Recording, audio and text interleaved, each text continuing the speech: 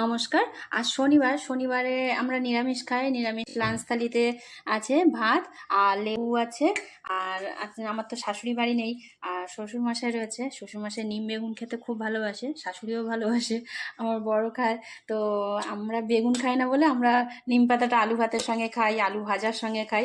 তো নিম বেগুন দিয়ে দিলাম প্রথমে, পটল ভাজা। আর যেহেতু উনি আলু খায় না, ছেলে মেয়ের জন্য একটু আবার আলু ভেজেছি, ওরা আবার পটল ভাজা খেতে চায় না। তো আলু ভেজেছি, সেটা নিয়ে নিলাম। আর আছে লাউ ডাঁটা চচ্চড়ি, এটা পেঁপে দিয়ে, আলু খায় না বলে পেঁপে টেপে এটা ওটা দিয়ে আর লাউ ডাঁটা দিয়ে চচ্চড়ি করেছি। আর লাউ ডাল করেছি, সেটা নিয়ে নিলাম। কদিন ধরেই আমাদের নিরামিষ খাওয়া হচ্ছে। আর আলু ভাতে আছে, আলু ভাতে এটা আম তেল দিয়ে মাখিয়েছি, আর একটু আম তেল এটা আমি নিজেই বানিয়েছি। এই আম তেলটা, আমগুলো ঝুড়ি ঝুড়ি করে কেটে আম তেল বানিয়েছি। হেভি টেস্ট, অনেক সুন্দর গন্ধ। তো এই হলো লাঞ্চ থালি। কেমন লাগলো অবশ্যই।